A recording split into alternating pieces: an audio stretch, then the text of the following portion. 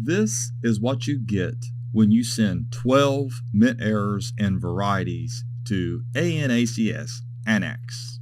Before we look at this submission reveal, can anyone tell me what this is? What mint error would you guess this to be? I will reveal what ANACS said this was at the end of this video.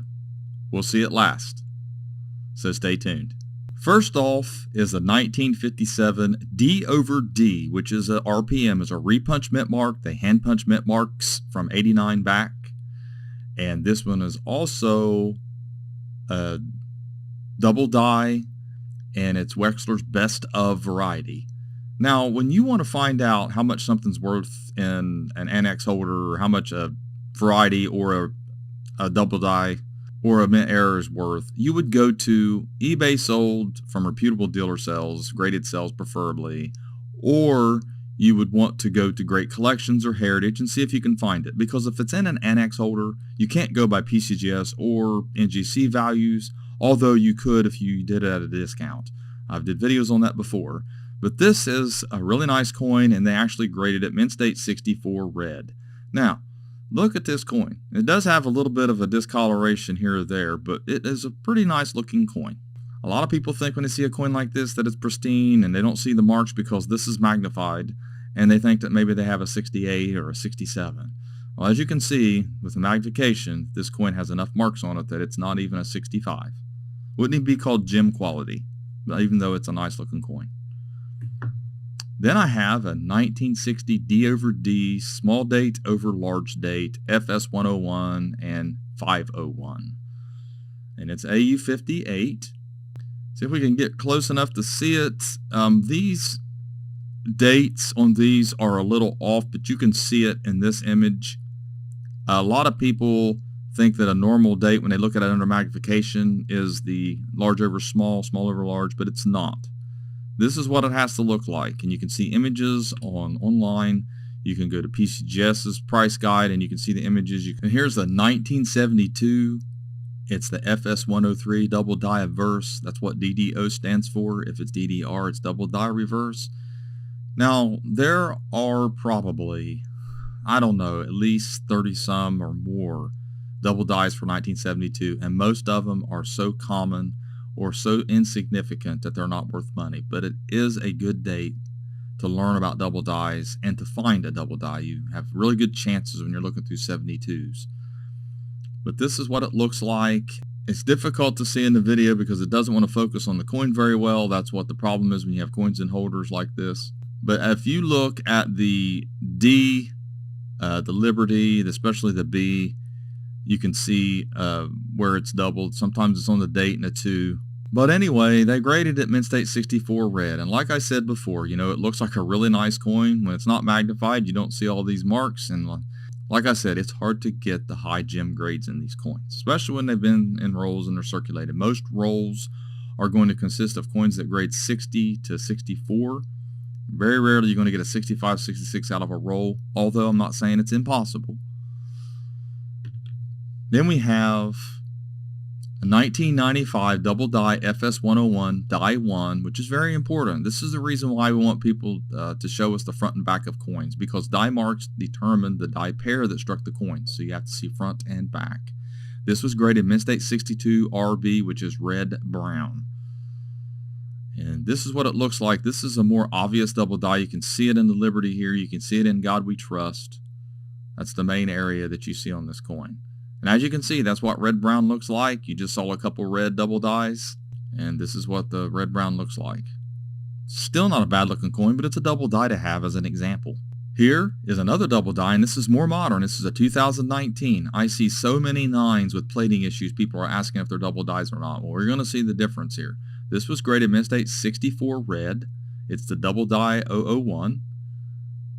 And if you look at the 9, you can see the 9 has a little bit of a plating issue, but is a lot thicker than a normal 9. So is the O. Look at the direction of the thickness of the lettering.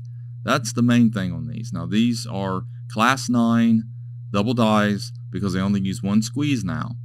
And what happens is that whenever they're creating the dies, the master hub is trying to squeeze in the impression, and it's a little out of place, and it pops back into place, and that's what creates these. So it's always good to go over to Wechsler's, go over to Coneca. It's great to join Coneca, but you go to Coneca and they have all classes of double dies listed, and you can read about them and what they look like and actually how they occur. And here's a 1913. Now this is a mint error. This is not a die variety like the double dies are. So this will be classified as a mint error. And variety 1 rotated dies. I just happened to see that it was rotated. I don't know how much it's going to be worth. They graded it mint state 60, and it's actually the first year of the Buffalo Nickels, obviously. And it's a nice looking coin. And it's hard to show the rotation, but you can see when you flip it over, you can see that, and I'm holding the actual holder at an angle to see it upright, but if you turn it and you flip it over, you can see that it's rotated. Sometimes some of these rotated die errors can be worth a lot of money in older coins, but then there's a large sense it's not so much because it's pretty common, but you start getting into more modern coins, larger denominations, you see rotated dies, and they can be worth a little bit of money. Now this is a 2004 mint state 65. Now we're back to varieties. This is a Wisconsin extra low leaf. You have the high leaf, and this is the low leaf. This is the FS 5902 mint state 65. And as you can see, here is the extra leaf on this one. And this is thought to have been on purpose by a mint employee, just messing around with the dies. That no other information's come out. No one's been prosecuted that I know of or accused of it. So we don't know exactly the nature of it. But I think things like this should happen. I think that it's kind of cool to have, as long as they're released in circulation, for everybody to get a hold of them. And you can still find these some. They're still out there. They're worth, anywhere about $140 and up. So it's a good little find to have. Good, something good to look for too. And here is the 1943S AU53. It's a Washington quarter, double die FS 101, die 1. And here you can see it, In God We Trust. You can see how thick it is. On mint state examples, it's a lot more obvious. I'm trying to get as close as I can. You can see the actual doubled impression on this coin. Now, when you're looking at double dies, they are not double struck. The die itself was doubled and it struck the coin. So you can see it up on the L and Liberty and a little bit on the left side of the I. So that's a really cool. Some of these quarters, Washington quarter double dies in the 30s and 40s have a nice premium, so they're worth looking for. I urge people to check those out. Go to the PCS price guide, go to Coneca, go to Wexler's double die, look up all these coins that are listed and try to compare. It's the best way to learn about double dies. So this one here is a 1964D mint state 64 FS 105. It's a double die 005, and this is a Kennedy half dollar. There are a lot of double dies for Kennedy half dollars, and a lot of it focuses on the In God We Trust, especially the We Trust in God. That's where a lot of these you can see. Sometimes you can see it on the date. It just depends on which one it is. Some of these are not worth that much money. If you look at the top part of the R and the T and the U, you can see some of the split serifs there on that one, and the W. You can see that on that, but in the We. It's a pretty nice coin though, but like I said, getting a 64 is normal. 65 and up is very difficult to get because of the large surfaces, but really most coins in general. It's hard to get the gem quality and coins that's been handled a lot and come out of rolls and bags. Then here's another one that I found, and this is different. As you can see, there's 105, and this one here is the 102. I think the 102 is listed on PCGS site, but the 105 is not. So you got a lot of them that's just not worth as much. It's a DMR 12. I don't know a lot of this. Different grading companies use different nomenclatures and different catalog numbers and things like that. It can kind of confusing, so it's always good to look it up or call ANACS and ask them. Say, what's this mean? If you have a question, you always ask. So this one here is also on the In God We Trust a little bit. You can see it. It's not as obvious as the other one, but you can still, it's pretty close though. It's a nice looking coin though, but still yet, mint state 64. And here's the reverse. So if we can look a little bit closer at the letters here. So yeah, now you can kind of see it a little bit better. You can see it in the U and the We, the top parts. Pretty obvious there, and that's what you want to look for. Sometimes you got to focus on one little element and try to see if that's doubled and look at the rest, but it can't just be the U. It can't just be that. It has to be on other parts of the coin as well.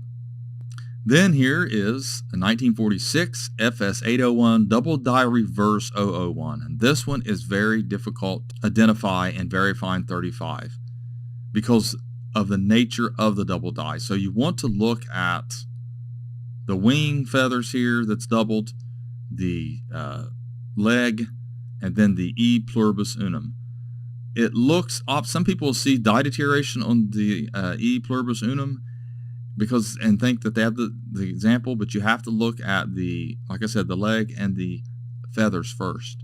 Like I showed in a previous video, I have a mint state 65 of this, and they can be very valuable.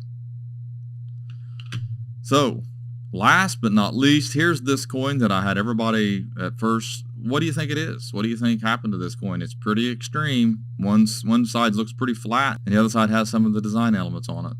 You see some of the memorials. So you know it's a Lincoln Memorial cent. ANACS, mint state 60, brown, no date, struck through grease. That die had to be coated to do this. Some people might think that's a uniface strike where another plancha got in the way and wouldn't let it strike, but the problem is that the reverse is also not struck very well. So, you know, you see coins like this in the group struck through grease. How much is it worth? Well, who knows? Somebody might pay me $5 for this, someone might pay me 25. I could put it up at auction, which I'll probably do, and see if someone wants to buy it. Or I can keep it in the coin shop. When someone comes in and they think that they have a really extremely rare error, I can show them this coin and say, look, you know, it's worth something, but it's not what you think it is. So it could be an educational piece, so it's hard to tell. I did send all these off as education to have examples of, and I will probably sell some of them eventually. So I hope you learned something, enjoyed this video. I did enjoy this submission. It was a lot of fun seeing that I hit it 100% on everything that I thought these were.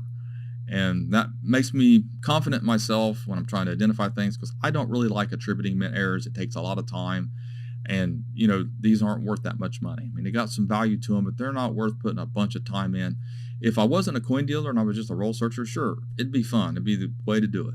But anyways, thanks for watching my latest video. Please hit that bell and to get all notifications, and have a great day.